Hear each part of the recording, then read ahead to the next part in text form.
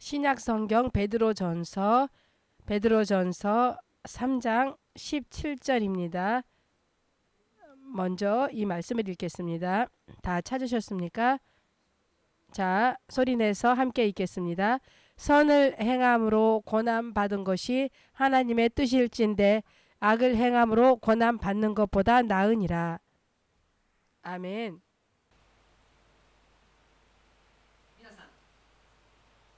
여러분, 우리들은 믿음 생활을 하고 있는 가운데 여러 가지 의미에서의 제각각의 시련과 고난을 만납니다. 매우 힘든 일이나 시련과 고난이 엄습해 왔을 때 모든 그리스도인들인 우리들은 어떻게 합니까? 뭔가 나한테 죄가 있지 않을까라고 자신을 돌아봅니다. 어떤 죄가 있지? 그 죄로 인하여서 이 고난이, 이 고통이 생겼을까라고 생각하여서 여러 가지 죄를 찾고 그 죄를 회개할 것입니다. 하지만 여러분, 죄를 회개해도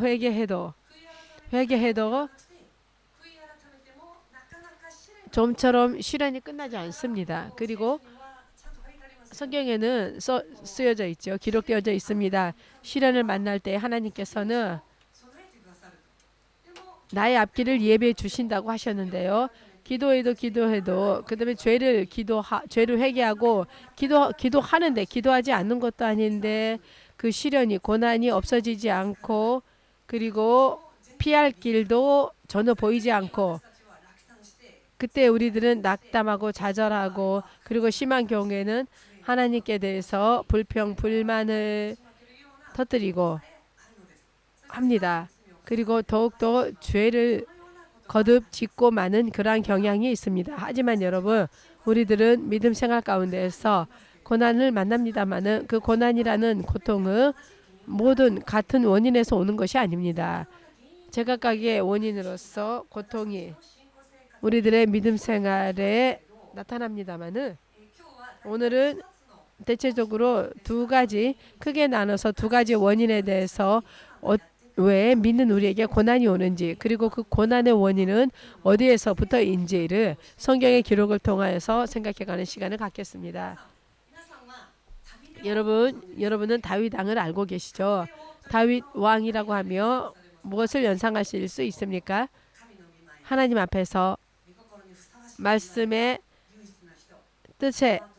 하나님 뜻에 합당하다는 말을 들은 사람, 하나님께 너무나도 사랑을 받은 사람을 우리들은 그렇게 다윗 왕을 생각하는데요. 이 다윗 왕은 많은 은혜를 받은 사람입니다만 하지만 많은 고통과 고난을 만난 사람이기도 합니다. 이 다윗 왕이 처음 왕이 되기 전에 다윗 왕이 처음에 생명의 위기에 처한 엄청난 고난을 만납니다마는 어떠한 것이었냐면 사울 왕이 생명을 노리는 위기에 처했습니다. 왜 그가 그의 목숨이 노려지게 되었을까요? 그가 왕을 포함하여서 백성도 많은 병사도 전 이스라엘을 블레셋으로부터 구했는데 오히려 그에게 돌아온 것은 생명이 위협당하는 고난이었습니다. 이 고난 가운데서 다윗은 어떻게 했습니까? 오랜 시간을 다윗은 몸을 감추고 그리고 도망다니면서 그리고 양손 양팔을 펼쳐서 천천히 안전하게 잘 수 있는 그러한 입장이 아니었습니다. 그는 언제나 목숨의 위협을 당할 수 있는 그러한 상황 가운데서도 집으로 갈 수 없고 고향으로도 갈 수 없고 가족을 만나면 가족도 모두 죽임을 당하겠죠. 그렇기 때문에 여러 많은 곳을 전전하면서 때로는 미추광이가 같은 흉내를 내기도 하였습니다. 하지만 그가 받은 고난은 그가 죄를 지었기 때문에 생긴 고난이었습니까? 그가 뭔가 하나님께 대하여서 당치도 않은 죄를 지었기 때문에 그의 인생에 이러한 시련과 고난이 이렇게 엄습한 것일까요? 대답은 아닙니다. 이것은 어떠한 원인이었을까요? 하나님은 다윗을 이스라엘의 사일 왕을 이을 제2대 왕으로 세울 계획을 세우셨습니다. 그리고 이것을 다윗 왕에게도 나타내 주셨습니다. 기름을 부어 주셨습니다. 그리고 나서 사울 왕의 경우에는 그가 그릇을 만드는 시간이 없었습니다. 그는 하나님 앞에서 가장 낮아진 사람이었기 때문에 그 이후로 돌연히 그는 왕이 되었습니다. 하지만 이번에는 그 다윗을 선택하였기 때문에 자신의 뜻에 합당한 사람이었기 때문에 금세 왕으로 세운 것이 아니라 오랜 시간 동안 그를 만들었습니다. 자신의 뜻에 합당한 자로서 그 믿음을 연단해 가셨습니다. 고통과 고난 가운데 그를 만들어 갔습니다. 그리하여서 그가 드디어 하나님의 뜻대로 이 이스라엘의 2대 왕으로서 세워주시는 것입니다. 이때 그가 받은 고난은 죄 때문에 무언가 하나님 앞에 실패를 해서 실수를 해서 그의 인생에 일어난 것이 아니라 하나님께서 그를 만들기 위하여서 그를 연단하기 위하여서 그를 복된 계획 멋진 축복을 주시기 위한 연단하기 위한 그러한 계획이었습니다. 하지만 같은 다윗이지만 그가 노년에 똑같은 목숨의 위협을 받는 엄청난 고난이 시련이 그의 인생에 옵니다만 이것은 어떤 것이었습니까? 사랑하는 자기 아들에게 실제 아들에게 목숨이 위협당하는 일이 생깁니다. 자기의 실제 아들인데 아버지의 목숨을 노려서 스스로 왕의 자리에 서려고 했습니다. 그리고 그것뿐만 아니라 그가 신뢰하였던 많은 신하들과 부하들이 다윗을 배반하였습니다. 그는 목숨을 다시 살기 위하여서 그는 또 다시 도망다니기 시작했습니다. 똑같은 다윗이고 똑같이 생명의 위협을 당하는 고난이었습니다만 이 고난의 경우에는 그의 믿음을 연단하고 그의 그릇을 만들기 위한 고난이었다고 생각하십니까? 아닙니다. 그가 이때 받았던 고난은 그의 죄 때문이었습니다. 그의 죄의 보응으로서 그의 죄의 고난이 온 것입니다. 어떠한 죄였습니까? 그는 왕을 신뢰하고 왕에게 충성을 다한 자신의 부하 우리아를 죽여버렸습니다. 왜 죽였습니까? 그의 부인이 필요했기 때문입니다. 다른 사람의 것이 필요하여서 자신의 것을 삼기 위하여서 자신에게 충성을 다한 자신을 신뢰하고 있었던 자신의 부하를 죽여버리는 당치도 않는 죄를 범하고 말았습니다. 이 죄의 결과로서 그는 물론 회개하였습니다. 회개하고 그의 죄는 용서를 받았습니다만 그의 죄의 보응은 남는다는 것입니다. 어떠한 보응이 왔습니까? 그는 한 사람을 배신했습니다. 한 사람의 부하를 배신했습니다. 하지만 그 보응으로서 돌아온 것은 많은 신하가 그를 배신하였습니다. 그가 신뢰하였던 많은 신하들이 자신을 배반하였고 그리고 자기가 너무 사랑하였던 아들에 의하여서 자신의 생명이 위협을 당하였습니다. 이러한 시련이 온 것입니다. 이것으로 말미암아 우리가 알 수 있는 것은 우리 믿는 자의 인생 가운데서 믿음 생활을 할 때에 무언가의 고난이나 무언가의 고통, 시련이 올 때에 모든 것이 같은 원인이 아니라는 것입니다. 원인 때문만은 아니라는 것입니다. 고난은 대체적으로 두 가지 원인으로 생겨납니다. 무엇이냐 하면 우리들의 믿음을 연단하기 위하여서 우리들을 더욱더 성장시키기 위한 그러한 하나님으로부터의 그릇을 만들기 위한 계획 가운데서 주어지는 고난이 있습니다. 하지만 그것이 아니라 우리들이 범한 죄를 때문에 그 죄의 보응으로서 나타나는 고난도 있습니다. 이것을 분별하는 것이 매우 중요합니다. 왜냐하면 분별함으로써 어떻게 대처해야 되는 법을 알기 때문입니다. 여러분 예를 들어서 자신이 지금 연단받기 위해서 하나님께서 나에 대하여서 매우 엄청난 은혜의 계획을 가지고 그것에 합당한 그릇을 만들기 위하여서 우리들을 자신을 만져주시고 있는데 내가 무슨 죄를 지었지 뭐지라고 그 옛날의 죄까지도 계속 생각하여서 회개한 죄를 또 회개하고 그런데 그 고난이 지나지 않으니까 또 다시 한번 또 같은 죄를 회개하는 것입니다. 죄를 회개했다라면 그것을 하나님께서 용서해 주심을 믿어야 됩니다. 하지만 같은 죄를 반복해서 회개한다라고 하는 것은 실은 우리들은 하나님께 대한 불신 그리고 의심을 가지고 있습니다. 그리고 하나님께서 나의 회개의 기도를 받아주시지 않은 것이 아닐까라고 하는 하나님께서는 어떻게 약속하셨습니까? 누구든지 진실 때의 마음으로 회개하며 하루에 7번에 7번이라도 죄를 지으며 이 죄 지은 것을 주님께서 용서해 주십니다. 우리들 인간에게 제자들에게 누가 너희들에게 잘못을 범했을 때 하루에 70번에 7번이라도 이것을 용서를 빌면은 용서해 주려고 말씀하신 하나님께서 그 이상으로 우리들을 용서해 주시지 않겠습니까? 그런데 이것을 믿지 않습니다. 그렇기 때문에 실은 믿음이 연단받기 위한 훈련인데 또 같은 죄를 또 회개하고 또 같은 죄를 회개하고 의심하거나 해버립니다. 혹은 자신의 고난이 자신이 범한 어느 죄가 원인으로서 그 보응으로서 오는데 이것은 바른 사람도 고난을 만나니까 이것은 반드시 내 믿음이 만들어지기 위한 고난이다. 나는 올바르다 라고 생각해버려서 회개하지 않으면 안 되는 죄가 자신 어딘가에 숨겨져 있는데 그것에 눈치채지 못하고 나는 괜찮아, 나는 바르다, 내가 만난 고난은 바른 사람이 받는 고난이다라고 생각해버립니다. 그렇게 하면 어떻게 됩니까? 죄를 그대로 가지고 있는 채로 마지막까지 가버리는 것입니다. 우리들은 알고 있습니다. 죄는 천국에는 존재하지 않습니다. 죄를 가지고 있는 채로는 천국에 들어갈 수가 없습니다.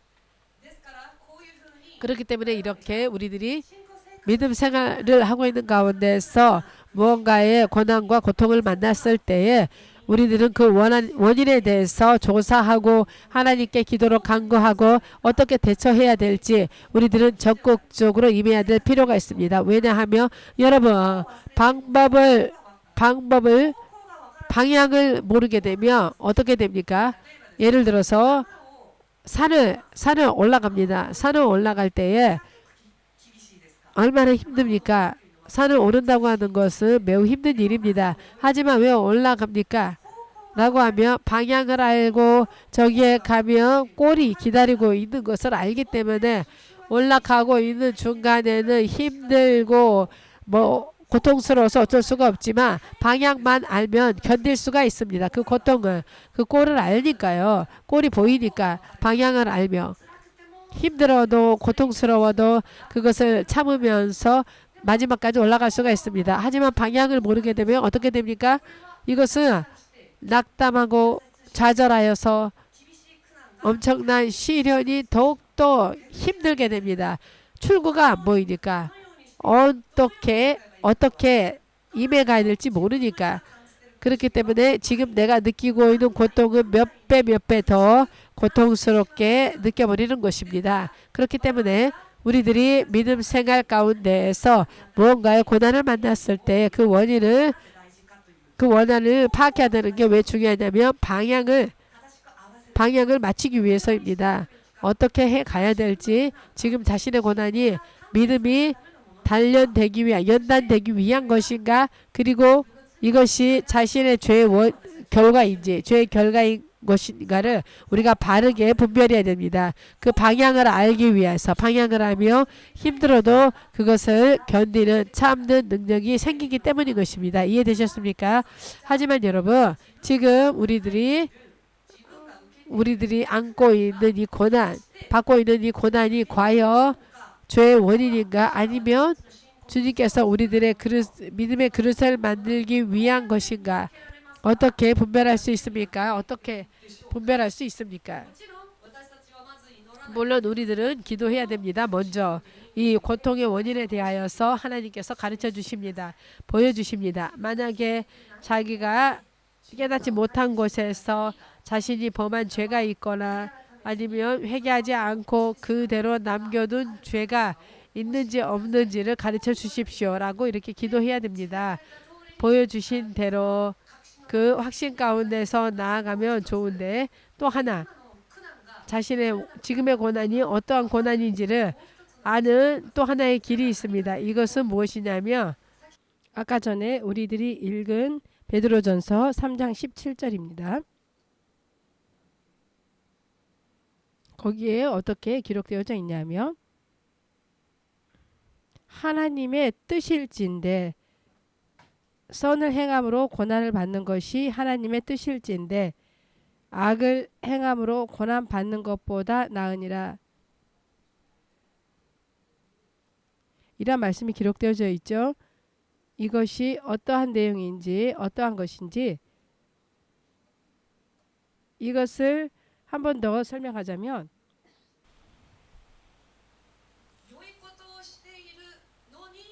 선한 일을 하고 있는데 고난이 생길 수도 있습니다. 고난이 올 수도 있습니다. 아니면 나쁜 일 때문에 오는 고난도 있습니다. 이것을 이렇게 이해할 수 있습니다. 좋은 일을 하고 있는데 고난이 있고, 혹은 악한 일을 해서 일어나는 고난도 있습니다. 나쁜 일을 해서 고난을 받기보다는 좋은 일을 해서 고난을 받는 것이 좋습니다.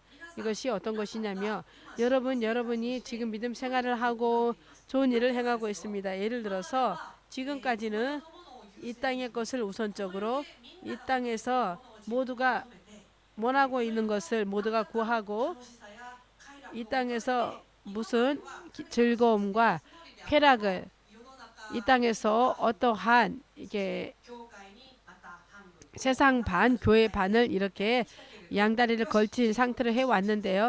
자, 좋다. 믿음의 결심을 합니다. 나는 이러한 세상의 허무한 것은 버리고, 그리고 당신을 따라갈 길을 가겠습니다. 라고 이 땅의 가치관에서 생각하면 이 땅에서 좋다고 하는 것을 버리고 이 믿음의 길을 나아가기 위하여서 자신도 무언가의 소중한 것을 포기하고 이 믿음의 길을 걸어가겠습니다 라고 결심했는데 또한 시련이 오는 것입니다. 이상하다. 나 마음을 정했는데 당신만을 따라가겠다라고 마음으로 정하고 지금 그대로 해왔는데 왜 이러한 고난이 옵니까? 이러한 경우가 있습니다. 좋은 선한 일을 했는데 오히려 고난이 닥쳐오는 경우가 있습니다. 예를 들어서 다윗이 아니라 요셉도 그러한 사람이었습니다. 여러분, 이집트에서 총리가 된 그 요셉은 어떠했습니까? 그는 형제들에게 배반당하고 노예로 팔려가서 그것뿐만이 아니라 억울하게 누명을 쓰고 노예 신분이 되고, 그리고 게다가 감옥에 들어가 버리는, 인생 가운데 누가 보더라도 철저하게 실패한 사람, 철저하게 희망이 없는 사람, 그 사람이 요셉이었습니다. 하지만 이 요셉이 왜 여기에까지 이렇게 고난을 받아야만 했을까요? 그는 나쁜 일을 하지 않았습니다.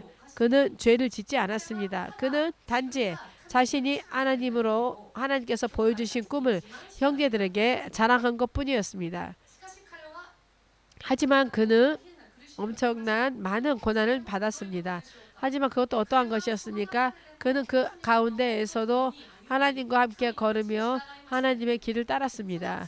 그 고난으로 인하여서 그가 만들어지고 연단되어져서 결국에는 그 당시에 세계에서 너무나도 강력한 나라였던 이집트의 총리 자리에까지 올라갈 수가 세워졌습니다. 하나님으로 말미암아 그렇게 된 것입니다. 그리고 사도 바울은 어떠했습니까? 사도행전을 읽어보면 사도 바울은 말씀을 전하였는데 그는 아무 죄도 범죄하지 않았는데 전도했다라는 이유만으로 감옥에 들어갔습니다. 그러한 고난이 왔습니다. 하지만 그는 그 안에서 찬양을 한 것입니다. 이렇게 자신은 믿음의 길을 이제부터 결심하여서 바르게 걸어가자라고 생각하여서 그 한 가지 한 걸음을 믿음 생활 해왔던 그 가운데에서 고난이 엄습해 오는 일이 있습니다. 하지만 자신을 돌아보고 기도하며 만약 자신에게 나타나는 다른 죄가 없고 그리고 오히려 자신은 좋은 일을 했고 선한 일이라고 하는 것은 믿음에 있어서의 결심이나 믿음에 있어서의 결단을 행함으로 옮겼다라고 그렇게 이해가 되겠죠. 이런 일을 했는데 고통이나 고난이 생겨나면 일어나면 그럴 때는 여러분 오히려 크게 기뻐하시기 바랍니다. 아, 하나님께서 나의 그릇을 만들고 계시는구나. 이것이 끝나면 엄청난 하나님의 계획이 내 안에서 성취되어진다라고 이렇게 생각하면 됩니다. 이해되셨습니까? 그렇다면 자신이 죄를 범했기 때문에 그 고난이 온 것은 어떻게 분별합니까? 여러분이 기도하는 가운데 주님께서 반드시 보여주십니다. 무언가를 깨닫게 해주십니다. 그때에 그 죄를 자신으로부터 분리시킵니다. 두 번 다시 똑같은 죄를 짓지 않도록 노력하여서 기도로 간구합니다. 기도를 하고 열심히 해서 그 죄에서 떠나갈 수 있도록 하나님께 기도해 가야 되는 것입니다. 여기에서 여러분 이런 사람들이 있습니다.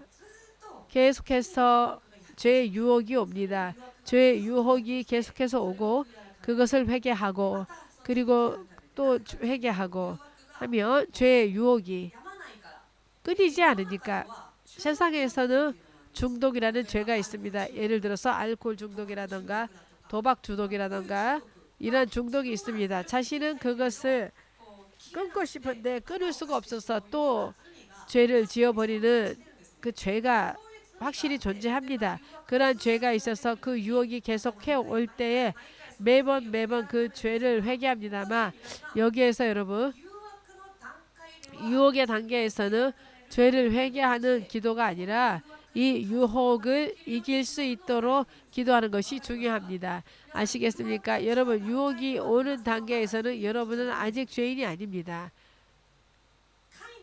가인과 아벨을 여러분 알고 계시죠? 가인이 아벨에 대해서 매우 살인을 느꼈을 때에 하나님께서 그에게 이렇게 말하십니다. 너는 죄인이다라고 하신 것이 아니라 그 마음을 너는 지배해야 된다. 그 기분을 너는 컨트롤해야 된다라고 말씀하셨습니다. 만약에 거기에서 그가 자신의 마음을 컨트롤하고 자신의 그 마음을 지배하여서 그리고 자신의 힘으로는 안 되기 때문에 하나님께 능력을 구하여서 기도했다라면 그는 또 다른 결과를 냈을 것입니다. 하지만 그는 어떠했습니까? 자신의 기분을 억누르려 하지 않고 자신의 기분을 지배하려고 하지 않고 죽이려고 하는 살인의 기분에 자신이 올라타 버렸습니다.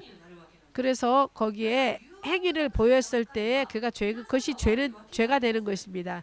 그 생각이 왔을 때는 여러분이 죄를 지은 것이 아닙니다. 저도 누군가에게 이전에 말한 적이 있는데 길을 걷고 있는데 전선이라던가 까마귀라던가 비둘기 등이 앉아 있어서 갑자기 똥을 싸는 경우가 있습니다. 저는 그때는 나는 아무 나쁜 짓도 하지 않았고 죄를 지은 것이 아닌데 단지 그 밑을 걸어간 것 뿐인데 거기에서 날라 들어온 떨어지는 똥을 맞아서 그걸로 말미암아 뭔가 영향이 있는 것이죠. 하지만 그것이 누가 죄를 미안합니다라고 미안합니다고 사과해야 됩니까? 똥을 맞은 인간이 사과해야 됩니까? 똥을 떨어뜨린 자가 나쁜 것입니다. 이 유혹, 이 죄를 짓게 하는 이 마음, 기분은 성경은 확실하게 말합니다. 눈에는 보이지 않지만 영의 존재가 있어서 그것이 사탄이며 그 사탄의 수하에 그 귀신이 사람 안에 여러 가지 질투야 살이와 여러 가지 좋지 않은 죄의 생각을 불어넣는 것입니다. 이것이 유혹의 단계입니다. 이 유혹의 단계에 또 유혹을 느끼고 있으니까 하나님 죄송합니다라고 그리고 그 다음에 똑같은 그 생각이 들어와서 하나님 죄송합니다라고 죄송합니다라고 말하는 것이 잘못된 것이 아니라 유혹이 왔습니다. 하나님 이것을 이기는 능력을 주십시오라고 기도해야 됩니다. 그리고 거기서 머무르는 것이 아니라 유혹해오는 악한 영을 예수 그리스도의 이름으로 쫓아내야 됩니다. 이것이 중요합니다. 또 죄를 졌습니다. 나 또 죄를 졌습니다. 같은 죄를 또 반복해서 회개하는 것이 아니라 그것으로 말미암아 무언가의 생각이 들어왔다 할지라도 그것을 실행으로 옮기지 않고 그 죄로부터 강한 반발을 가지고 이거는 싫다라고 생각했다면 여러분은 죄인이 아닙니다. 그 단지 유혹을 받은 단계에 지나지 않습니다. 여기에서 우리들이 기도해야 될 것은 이러한 유혹을 이길 수 있는 능력을 주십시오. 유혹해오는 귀신을, 이 사탄을 자신으로부터 예수의 이름으로 저주하고 명하여서 자신이 쫓아내는 것입니다. 나한테는 사탄을 쫓아내는 능력이 없지만 나에게 주어진 예수의 이름에는 그 능력이 있습니다. 그 능력을 많이 사용합니다. 주어졌는데 쓰지 않는 것이 아깝지 않습니까? 많이 있습니다. 예수의 이름에 그 모든 능력이 있기 때문에 그것으로서 많이 쓰는 것입니다. 예수의 이름을. 그리하여서 자신에게 똑같은 유혹이 다시 오지 않도록, 그리고 와도 그것을 뛰어넘을 수 있도록 이러한 능력이 주어집니다. 여러분 구한다며 이러한 작업이 너무나도 중요한 것입니다. 이제는 여러분, 예를 들어서 여러분이 받고 있는 지금 고난이 하나님께서 나의 믿음을 연단하시기 위한 고난, 나를 더욱더 믿음 안에서 성장시키기 위한 고난이라며 우리들은 어떻게 받아들여야 될까요? 어떻게 대처하고 어떻게 이해해 가야 될까요? 고난을 만났을 때 이것을 성경 말씀을 통해서 생각해 보도록 하겠습니다. 로마서 5장 3절에서 4절까지의 말씀입니다.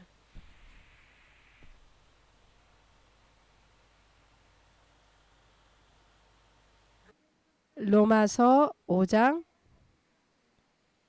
3절에서 4절까지입니다.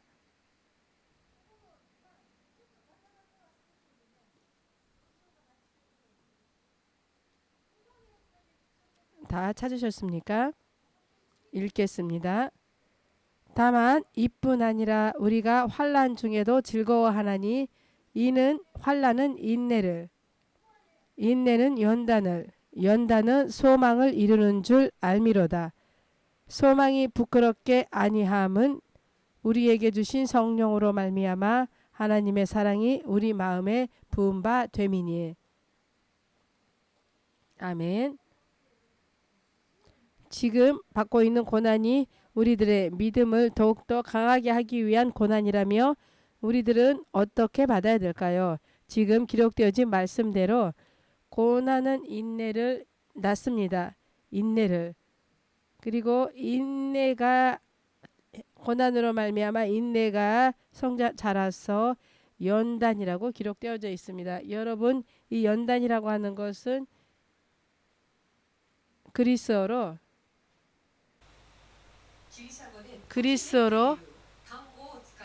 토키메라는 단어를 씁니다. 이 토키메라는 이 그리스어는 그 뜻은 무엇을 어떠한 뜻이냐 하면 확증한다, 확증한다, 증명한다 라는 뜻도 포함하고 있답니다.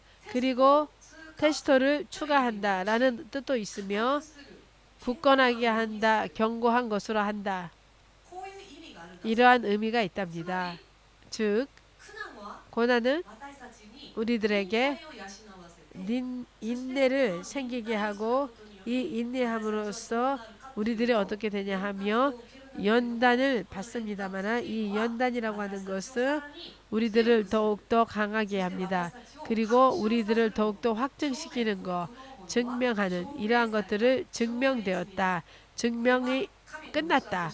이것은 하나님의 그릇으로서 하나님의 사람으로서 증명을 마쳤다라는 이러한 연단을 통해서 하나님 앞에서 증명되어지는 자신들의 믿음이 증명되어지게 되는 것입니다. 그렇게 되면 어떻게 되냐면 소망을 이루는 것입니다. 이 소망이라고 하는 것도 그리스어도 원래는 성경의 원어로서 엠피스라는 단어를 씁니다만 이 에르피스라고 하는 단어에는 어떠한 의미가 있냐 하면 소망이라는 뜻입니다만은 단지 이 소망이 무언가 이렇게 되면 좋겠구나, 이렇게 되면 좋겠구나 라고 무언가 소망하는 이러한 의미의 소망이 아니라 확실한 근거를 가지고 있는 소망이라는 뜻이 있답니다. 확실한 근거를 가지는 소망, 근거가 있어서 소망합니다. 그냥 어디에 확실한 근거가 있을까요? 하나님의 말씀에 대한 근거, 하나님은 거짓이 없으시고 자신의 약속을 반드시 지키는 분이시고 그리고 하나님께서는 변함이 없으시는 분이시라는 것을 근거하여서 확신하여서 신뢰하여서 임하는 것입니다. 이 고난은 이렇게 우리들에게 권장합니다. 우리들을 성장시킨다는 것입니다. 그렇기 때문에 우리들이 믿음의 그릇을 만들기 위하여서 고난을 받을 때는 이것을 생각해야 됩니다. 이 고난은 우리들에게 인내를 길러주고 그리고 우리들이 결국에 굳게 견고한 하나님 앞에서 증명되어지는 것이 되고 그리고 확실한 하나님의 말씀이라는 근거를 신뢰하여서 바란다. 이렇게 자신을 성장시켜가고 인도하는 원동력이 된다는 것을 잊어버리지 마시기 바랍니다. 지금 그릇을 만드는 고난이 시련이 나에게 왔다라고 생각할 때 이것은 나에게 인내를 내가 하나님 앞에서 확실한 자라는 증명을 얻기 위한 것이다. 이것을 마음으로 믿고 소망해야 되는 것입니다. 아멘이십니까? 그리고 또 한 가지 히브리서 5장 8절입니다.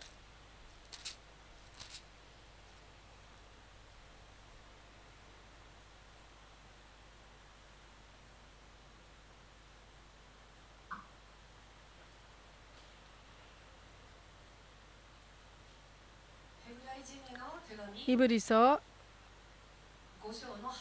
5장 8절을 읽겠습니다. 그가 아들이시라도 받으신 고난으로 순종함을 배워서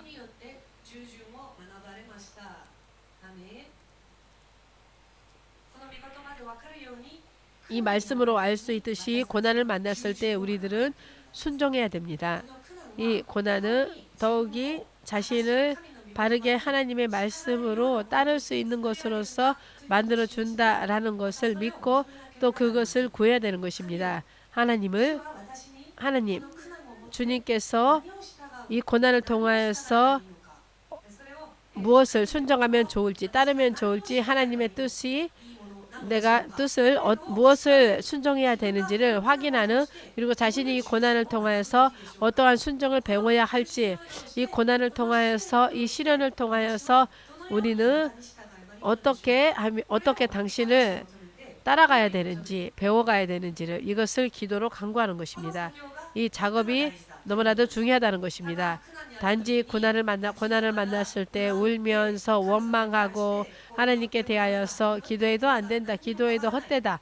아무것도 변하지 않는다. 라고 불평을 하는 것이 아니라 내 고난이 어떠한 고난인지를 분별하여서 지금 이 고난은 나를 하나님께서 더욱더 연단하시기 위하여서 나를 더욱더 하나님의 뜻에 합당한 자로서 만들기 위한 고난이다. 그렇기 때문에 하나님 이 고난을 통하여서 우리들은 무엇을 따라가야 됩니까? 어떠한 순종을 우리에게 원하고 계시는지를 우리들이 구하고 그리고 아까 전에 읽었던 로마서 5장과 같이 이 환난은 이 고난은 우리들에게 인내를 배우게 하고 이 인내를 통하여서 우리들은 자신이 연단받고 경고한 자 증명을 마친 자가 되어서 테스트를 마친 자가 되어서 결국에는 하나님의 변함없는 약속을 근거해서 하나님께서 하시는 역사를 소망하는 이러한 믿음으로 자신은 될 것이다. 이것을 구하여서 기도해야 되는 것입니다. 아멘이십니까? 이러한 고난은 결코 허무한 것이 아니라 우리들을 하나님 앞으로 순금과 같은 것으로서 만들어주는 너무나도 엄청난 것입니다. 이것을 잊어서는 안 됩니다. 자, 그렇다면 자신이 지금 받고 있는 고난이 자신의 죄 때문인지 죄의 보응으로서 온 것이라면 어떻게 해야 좋을까요? 물론 아까 전에도 얘기했던 것처럼 많은 기도로 간구하여서 그리고 그 죄로부터 벗어날 수 있도록 능력을 구하여서 죄를 자르는 기도 그리고 죄의 유혹을 해오는 악한 세력을 쫓아내는 기도 그리고 하나님의 능력으로서 이 모든 죄에서 자신이 완전히 벗어날 수 있도록 기도하는 것도 매우 중요합니다. 이것이 없으면 안 됩니다. 그리고 그 다음에 이러한 죄 때문에 이 죄의 보응으로서 고난을 당할 경우에는 또 어떻게 하면 좋냐 하며 이번에는 히브리서 12장 5절에서 6절까지 말씀을 읽겠습니다.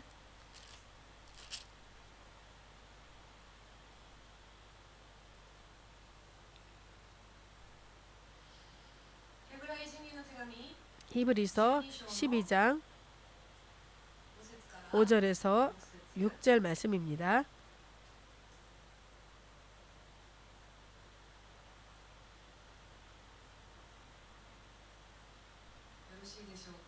다 찾으셨습니까?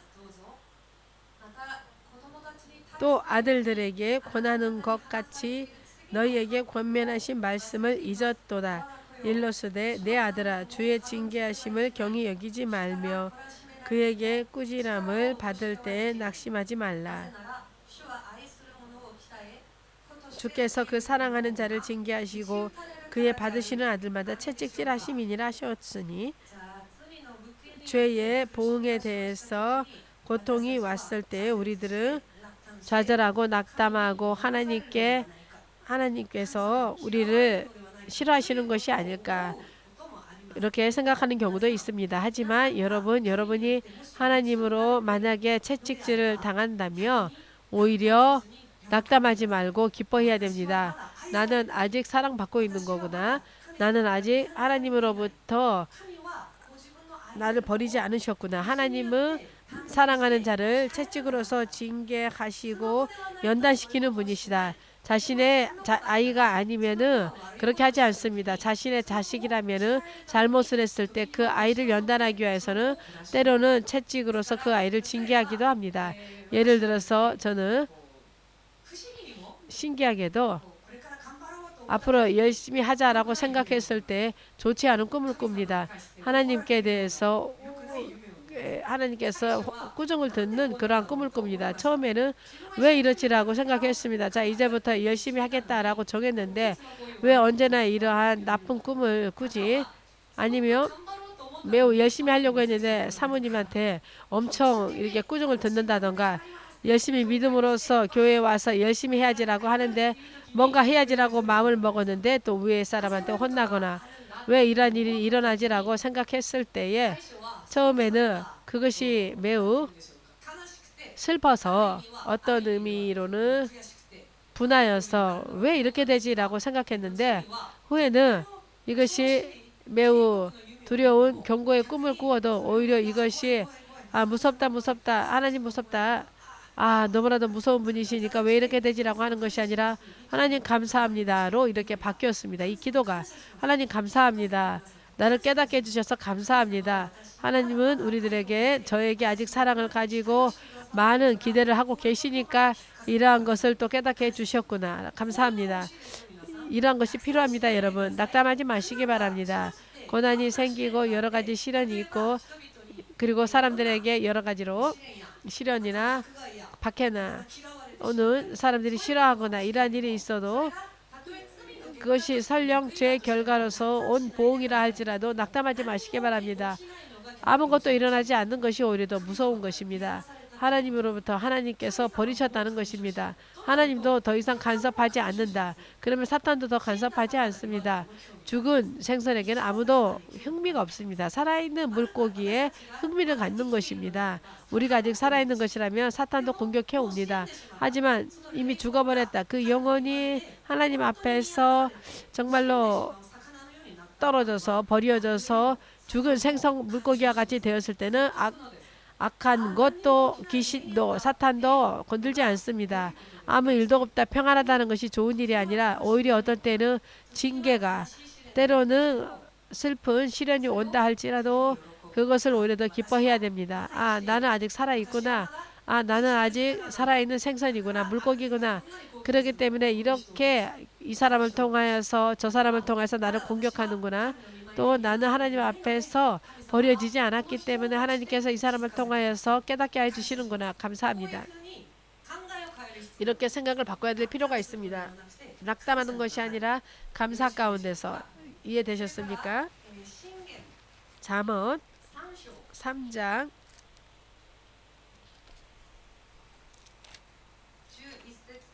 잠언 3장 11절에서 12절.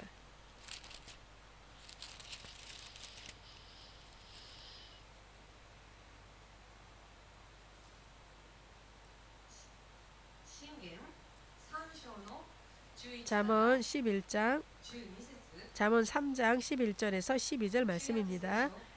구약 성경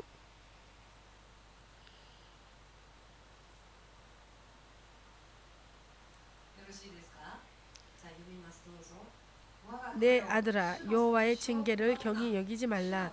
그 꾸지람을 싫어하지 말라. 대저 여호와께서 그 사랑하는 자를 징계하시기를 마치 아비가 그 기뻐하는 아들을 징계함 같이 하시느니라.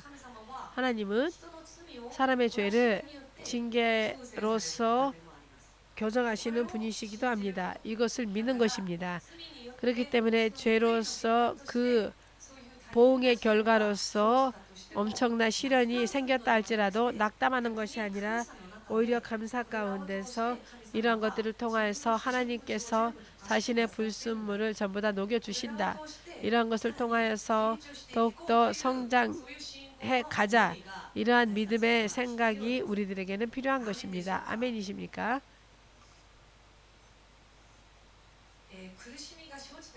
고통이 생겼을 때에, 고난이 생겼을 때에 실은 믿음으로써 연단받기 위한 고난이라 할지라도 또 죄의 결과로서 생긴 고난이라 할지라도 이 고난을 어떻게 하며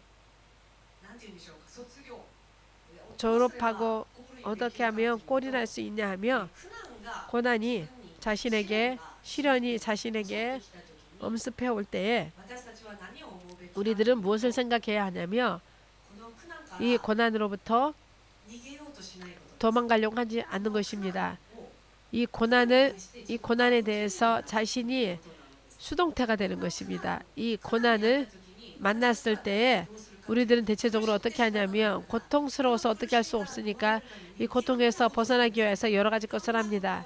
여러 가지 것을 하여서 뭔가 소란을 피웁니다마는 이러한 것을 소홀히 해버리며 하나님께서 정하신 고난이 왔을 때에 이 고난에 대한 이 고난을 얼렁뚱땅해서 넘어가려고 생각하며 고난이 좀처럼 끝나지 않습니다. 저의 경우에는 자신에게 온 고난을 어떻게 통과했냐 하며 고난으로부터 조금이라도 벗어나기 위하여서 이 고난에서 조금이라도 벗어나기 위하여서 허덕이고 발버둥 쳤을 때는 계속 고난이 계속되었습니다.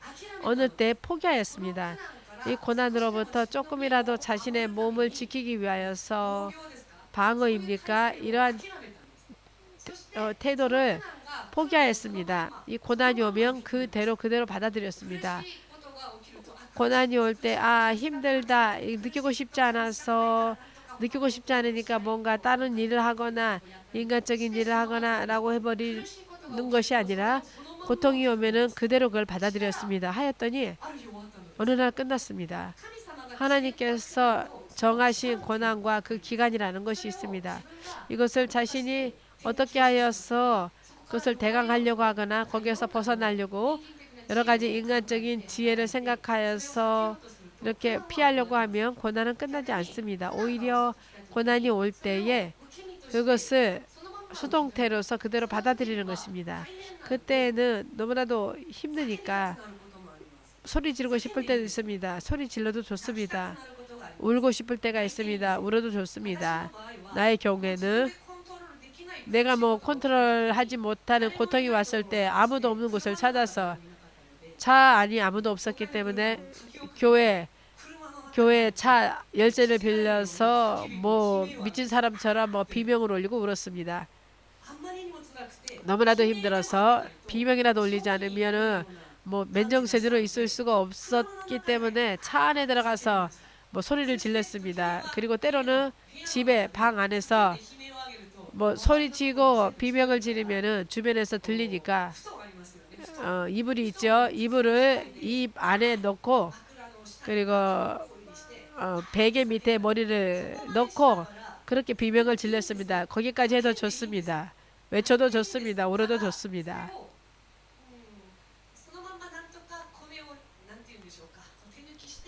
그것을 그냥 벗어나려고 이거는 뭐 피하려고 하는 것이 아니라 하나님께서 정하신 그것을 그대로 받으려고 하며 믿음을 연단하는 고난이라 할지라도 그것으로 인하여서 자신이 연단되어지기 때문에 연단받는데 그것을 피하려고 하면 어떻게 합니까? 14금, 18금, 24금이 있습니다. 1000도 정도 되는 불 안에 14번 집어넣으면 14금, 18번 집어넣으면 18금, 24번 넣으면 24금이 됩니다. 24번 집어넣은 금은 24금이 됩니다. 그때 연단받을 때 이가 뜨거워서 참을 수 없어서 이것을 피하려고 하며 이것은 14금, 18금도 안 됩니다. 연단받을 때는 그 고통을 그대로 받습니다. 피할 길을 예를 들어서 여러분 성경에 기록되어져 있죠. 하나님께서는 견딜 수 없는 시련을 주지 않습니다. 이것을 피하기 위해 그것을 견디기 위해서 하나님께서 피할 길도 주신다 하셨는데요. 우리들이 착각하기 쉬운 것이 그 피할 길이라고 하는 것을 이 고통 상황 가운데서 조금 쉴 수 있고 편해질 수 있는 고통을 느끼지 못하는 이러한 고통으로부터 완전히 다른 길로 인도해 주실까? 이 고통으로부터 벗어날 수 있을까라고 생각하는 사람들이 많습니다만은 여기에서 이 피할 길이라는 것은 내가 느낀 것은 내가 고난과 싸울 때 고난을 받을 때 이 피할 길이라고 하는 것은 나에게서는 어떤 것이었냐 하면 도망치는 길이 아니라 주어진 고난을 견디는 능력이었습니다. 주님께서 피할 길을 주신다라고 하는 것은 이 고난으로부터 벗어날 수 있는 어느 장소가 있는 것이 아니라 뭔가 벗어날 수 있는 무언가의 장소가 있는 것이 아니라 그것을 이기기 위한 능력이 주어지는 것입니다. 이것이 피할 길이라는 것을 알게 되었습니다. 아까 전에 얘기했던 것처럼 14번, 18번, 24번 이렇게 연단받아야 되는데 힘드니까 저기서 좀 쉬고 있어라 라고는 그렇게 하지 않을 것입니다. 반드시 순금을 만들기 위하여서는 24번 불 가운데로 들어가야 되는 것입니다. 그때에 어떠한 길이 피할 길인가 좀 쉴 수 있고 좀 편해지고 그러한 장소가 그러한 시간이 주어지는 것이 아니라 그것을 이길 수 있는 그래도 견디는 14번도 견디는 18번도 견디는 24번도 견디는 이러한 능력을 주님께서 주시는 것입니다. 저는 고난을 만났을 때 하나님 사람이 견딜 수 없는 시련은 주님께서 주시지 않는다 하셨는데 왜 이런 일이 일어납니까? 라고 물었을 때 중도에 알았습니다. 이렇게 힘든데 실은 나는 견딜 수 있으니까 주님께서 허락하신 것입니다. 고통스러워서 견딜 수가 없는데 실은 견뎠습니다. 그리고 견디는 능력을 주님께서 주셨습니다. 결국에는 연단받아서 또 성장할 수 있습니다. 이렇게 주님께서 우리들을 인도하여 주셨습니다. 그렇기 때문에 고난을 만날 때 고난에 대해서 어떠한 태도를 취해야 될까요? 고난에서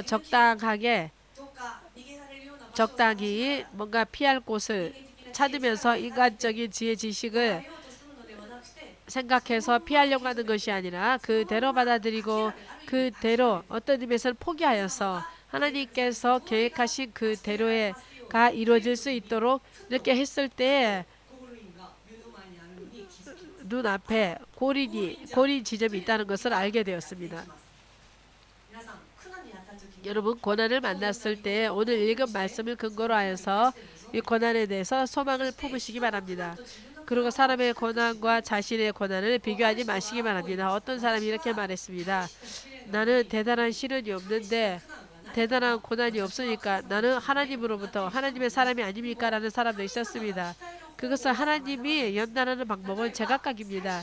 예를 들어서 처음부터 순종한 사람은 하나님께서 굳이 그 불순종의 그 불순물을 빼기 위하여서 불 가운데 넣을 리가 없습니다. 성경에 나온 것처럼 야곱의 경우에는 얼마나 많은 고난을 받았습니까? 하지만 야곱의 야곱의 아버지는 이삭입니다. 이삭은 어떠하였습니까? 야곱과 같은 아브라함과 같은 그런 엄청난 시련이 그의 인생에 있었습니까? 성경의 기록을 보면은 그의 인생에서 엄청나다 힘들다라는 그러한 고난은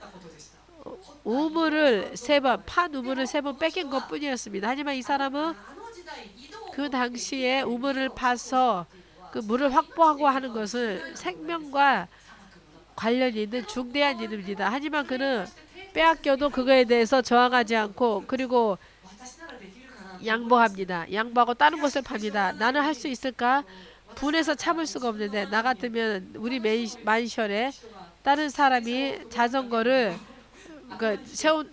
세워놓는 것만으로도 뭐 분해가지고서 이 사람 매너가 너무 안 좋다라고 생각하는데 우물을 파서 다른 사람이 뺏어갈 때 이게 주고 또 다른 곳에서 우물을 파고 또 뺏기면 또 다른 곳으로 또 우물을 파고 그래야 했더니 그 두 번 다시 판 우물에 대한 싸움이 없어졌습니까? 얼마나 평안한 사람입니까? 이삭은 어떠했습니까? 그를 대표하는 것은 순종입니다. 자신의 아버지가 자신을 산 제물로서 드리려고 했을 때에도 그는 순종하였습니다. 어떻게 순종하였을까요?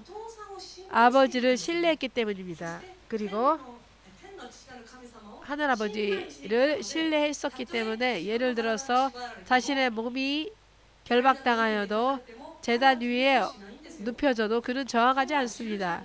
그는 순종적인 사람이었습니다. 성경학자가 조사하며 그가 제물로서 바쳐졌을 때 그 연령이 17살 정도였다라는 그 연구 결과가 있습니다. 16에서 18 정도랍니다. 즉, 꽤 성장한 어른입니다. 17살 정도면 우리 세이가 17살입니다. 나보다 키가 큽니다. 그때 아브라함은 100살이 넘었습니다. 17살 젊은이하고 100살 노인이 싸우면 누가 이기겠습니까? 하지만 이삭은 아버지에 대해서 저항하지 않았습니다. 순종했습니다. 순종하였더니 그가 받은 고난은 비교적으로 그렇게 대단한 고난이 아니었습니다. 무엇을 말하고자 하냐면 사람은 제각각 하나님의 계획이 있고 제각각 하나님께서 쓰시려고 하는 그 그릇의 레벨이 있습니다. 하나님께서는 이렇게 예수님의 12제자 가운데에서도 대부분의 제자가 순교하였습니다만 사도 요한만큼은 그 장수하고 죽었습니다. 이렇게 하나님께서 누군가 이 사람 저 사람에 대한 계획이 다르고 제각각 그 계획을 5달란트밖에 안 받은 사람, 2달란트밖에 안 받은 사람 제각각 충성을 다하면 똑같은 보상을 받습니다. 나는 이렇게 고통스러운데 저 사람은 고통스럽지 않다. 저 사람이 이렇게 고난을 받고 있는데 나는 고난을 받지 않아서 나는 구원받았을까라고 고민할 필요는 없습니다. 무엇을 말하고 싶냐 하며 고난이 생겼을 때 그 고난을 자신의 고난을 다른 사람의 고난과 비교하지 않습니다. 그리고 자신이 지금 받고 있는 고난이 어떠한 원인으로부터인지를 철저하게 찾아서 그 고난을 내 맞는 믿음의 태도로 임해야 될 필요가 있습니다. 이상하게 똑같은 죄를 몇 번이나 아까 옛날 회개한 죄를 또 생각하고 또 회개하고 이러한 헛된 일을 하지 말고 또 죄를 회개해야 되는데 나는 올바르다. 나는 아직 바른데 고난이 있다라고 이렇게 생각하지 말고 올바르게 원인을 분별하여서 바르게 믿음으로 임하여서는 고난을 만났을 때도 낙담하지 말고 이것을 통해서 하나님께서는 죄의 보응으로서의 고난이라 할지라도 하나님께서는 그것을 통해서 또 연단시켜 주십니다. 모세가 그러했습니다. 모세가 사람을 죽여버렸습니다.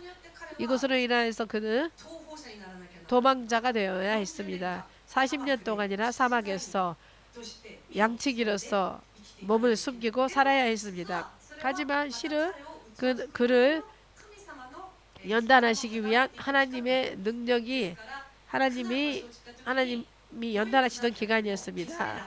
어떠한 고난이라 할지라도 결코 낙담하지 말고 이것으로 말미암아서 자신이 연단되어진다는 소망을 품고 반드시 고난을 믿음으로써 통과하시기 바랍니다. 그 후에는 하나님께서 예배하여 주시는 멋진 축복과 약속이 주어집니다. 아멘이십니까? 이 시간 아까 찬양을 드리면서 다시 한번 하나님께 영광을 돌리고